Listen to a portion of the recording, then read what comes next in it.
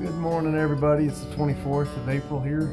Got my new outfitted pack, and I'm waiting at the Enterprise car rental to get back up on the trails. I'm waiting actually on a shuttle coming back down from Standing Bear, and we'll get back on the trail hopefully by about 11 o'clock or so. That's the plan. Let's see what we can make. Got some makeup miles to do, so time to get busy. Good morning, y'all. All right, so we got our ride. $70 to get up here to Standing Bear. So I'm leaving Standing Bear. Got my hat that I left here. It's right up still up in the bunk room. Nobody wants to carry extra stuff, so there's not a theft problem. It's more like a problem of everybody leaving their stuff behind. So I guess there's a good amount of people that pulled out here today, and I'll be heading there. So I'm trying to go 18 miles. I gotta laugh at that. Well, it was a tree house, now they put a lower level, so now it's like a two-story fort, right? Anyway, 18 miles, big day. We're gonna see how these legs, did I lose some power in my legs from basically 4 zeros and then a narrow, only 3.5 miles 5 days ago. So we're gonna see how that goes. Beautiful little creek here, going up there. It's only 100 yards to get on the trail from here, so it's pretty accessible. 18 miles, big day, max patch, perfect weather, blue skies. So should be a good shot to do it. Let's see what we can do. Let's go, let's get back on the trail. Whew. All right, and watch out for falling logs this time. All right, see you in a bit.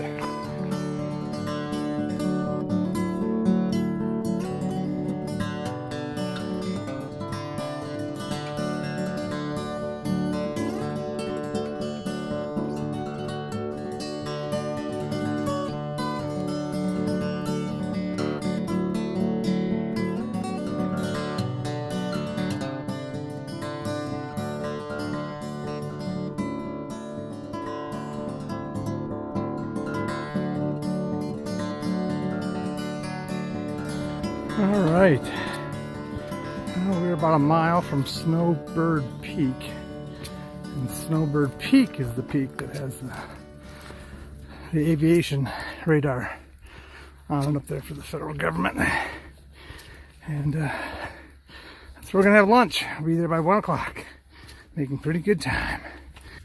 All right, so we've been walking in the woods uphill for the last 2 hours.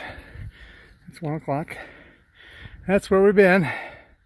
Now we turn out into the bald over here, the Snowbird bald. And that little white thing out there in the center screen is the FAA tower, Federal Aviation Administration. Anyway, so this bald looks nice and peaceful. It's like a 75, a light breeze today. And so it's beautiful, but you can see these posts up here, how close they are together, because when it's socked in up here with the weather, it's not so nice. And some of these people were showing that the winds was like 60 miles an hour, and these guys are just struggling just to stay upright and try to move forward through all of this. So there's some pretty cool videos I saw out there. But blue skies for Boorah today, so we are getting it done. So we're gonna have some lunch up here and celebrate our first 4 miles after we get back on the trail for the day. Enjoying some chocolate covered raisins before they melt. They melt pretty easy. Tuna fish wrap. I'll put that back under shadow. Getting ready to have a protein shake here, and enjoying the views.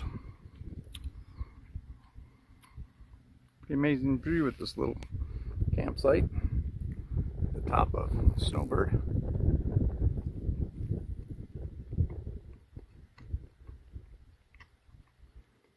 Pretty nice.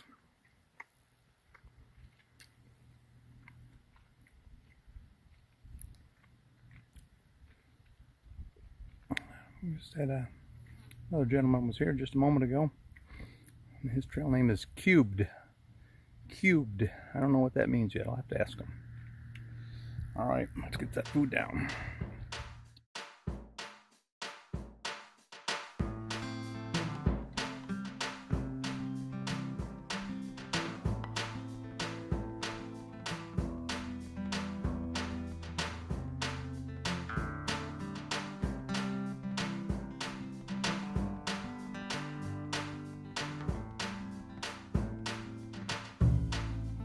All right, tends to be a hot one today. I've had the umbrella out for the last 4 hours, and it's working pretty well. Keeps me down about 15 degrees. Lower elevations, there was a lot of trees with leaves, which is really cool to see that after just being gone 4 days. But now when you get up higher, there's not that many trees, many leaves on the trees here at all. So over there, so that's what I'm facing. It's hot. Got in about 10 miles right now, 4 o'clock. So again, 2 miles an hour, about to steady. Wish I could get that going faster, but maybe I can later in the week when my legs come all the way back after having off 4.5 days. That is what I'm facing. And the guy just told me that there's not water for 6 miles. I looked on gut hooks, it said there's water. If you go up this crossroad of here, the dirt road, go up about 50 yards, there's supposed to be water. So I will see there. If not, I will be sucking dry because I'm empty. Drinking a lot more water when it gets hot, like easily twice as much water. Just because, and I say hot, it's really only like 75, maybe 78 degrees. And it varies a little bit when you get to a little gap, a nice breeze blows. That's where I usually stop, take a moment. I'm getting a little bit of cramps in my back. So trying to stop and stretch that out so that doesn't happen. So let's see, hopefully there's water. There we go. Max patch 3.5. I suppose that's all uphill. I guess we're just gonna get the Roaring Fork. It'll be 12, 13 miles for the day. And we'll have to call that good. 15 miles, I guess, for the day, right? Anyway, we'll see how it is. It'll be 7 o'clock time we get there. Do what we can. And just got a little bit of trail magic there. Got a nice little Sprite and some ice cold water right out of the cooler. And filled me up so I don't have to get any more water until I get to camp. And we'll just call that good. And hopefully it cools off a little bit. I don't have the umbrella up no more. But all right, uphill we go. It's steep. Steep. It's pretty cool that one side of a gap will actually be full of life and green, beautiful flowers and everything. And the other side of the gap, when we get over there in just a moment, it's not green yet. It's still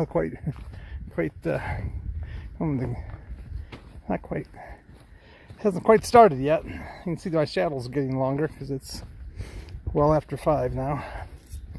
But we're on the way up to max patch. And I guess there was quite the meteor shower out last night, which would have been April 23rd.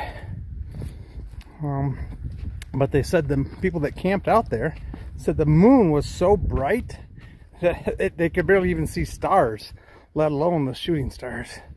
So anyway, well, you get on this other side over here and it will stop being green. Yeah, so I can't even look at a log today without thinking that's gonna fall someday. What's gonna stop that from just cracking and falling right as I go underneath of it? And I mean, this is the I don't know, it's like a PTSD or whatever that post-trail distress order. That thing can break at any second and just crack right over top of my head. And with the luck that I've had so far, anyway, yeah, it definitely keeps me a little more alert. Something else to think about today as I'm walking through the woods here. I'm seeing every log. I think differently about it. Okay, so here you can see there's not nearly as much growth as there is on the, which I guess would be the north side. Sun's coming down on this way right now, so this must be the west side. So the east side gets more because the sun's right behind us. So this side tends to get, you just see it's not very green. That's comparative. I mean, it's greening up. And that's what I really love about hiking the Appalachian Trail in April. It's my third April Appalachian Trail hike. First time I'm planning to go all the way through. The other ones were just section hikes, but it's just cool to see everything coming alive in the spring. And that's, if I wish anything people get out of this video, if you're watching this, is to hike it for a week, even if you're just day hiking every day, and hiking a section of the trail. But do it in April. The second week in April. Smoky Mountains are beautiful. This area north of here is amazing. All the way into Hot Springs. Standing Bear, which is just outside the Smokies, to Hot Springs. Beautiful section, 35 miles. Take 5 nights out there to do it. I think there's 3 shelters along the way. Good water. Just blooming.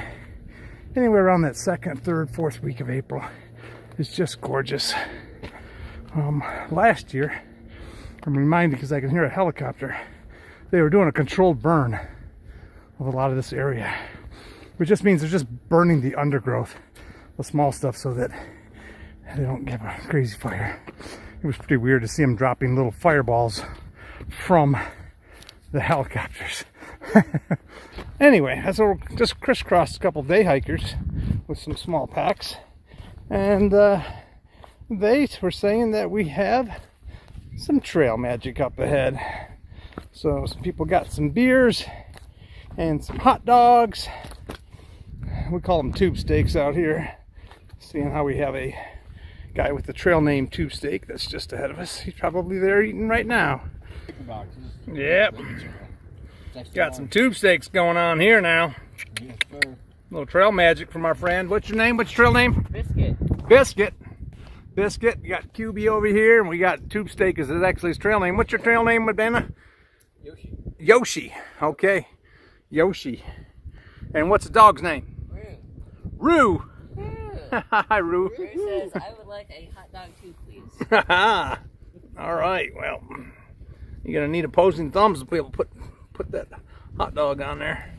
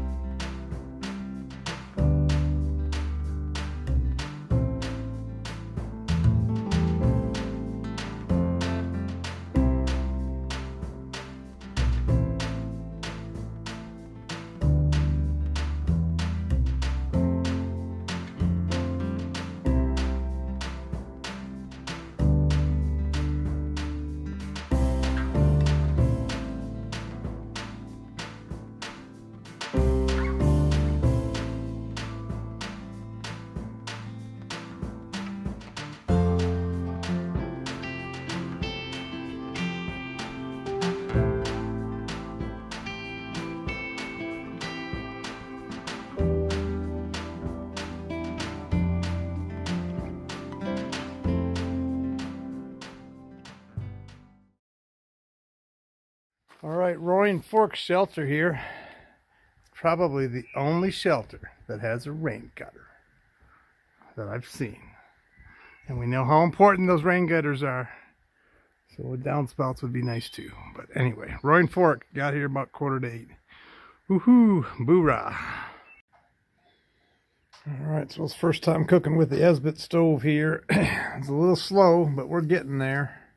Maybe I put too much water in there, but anyway, so I'm already put the second block in there. I was hoping I get 20 days out of that, but we'll see. If not, we'll be buying a new stove. We went basically 15.8 miles today. Not too bad. Looks like we have a total of 17 or so to get out of here tomorrow. That'll be the plan. All right, just looked at the map a second time. It's about 18 miles to get out of here. So we are going to bust out of here early in the morning. So we will have everything packed. So all we got to do is throw on some shoes and head up the trail quite a bit. We'll do hopefully right before the next shelter, Walnut Shelter. We can do breakfast probably there. Rouse those people around, see who made it in there that we saw today on the trail. Anyway, this is the end of day number 24. A good day, 15.8. We will take it. Not the kind of mileage we were hoping for, but with a lighter pack and lighter gear, lighter base weight, good chance we can start picking up the miles. Probably going to look at my shoes tomorrow. I'm not quite thinking these are the right shoes that I need to do. I switched out shoes. These ones are the Gore-Tex ones, but they're just so much heavier. And I was looking at some ones that are actually lighter, the same model, but lighter. So I'm going to try those out there, see what we can come up with. Maybe send these ones home. But let's take a look at food starting to get a little closer. So I'm going to eat.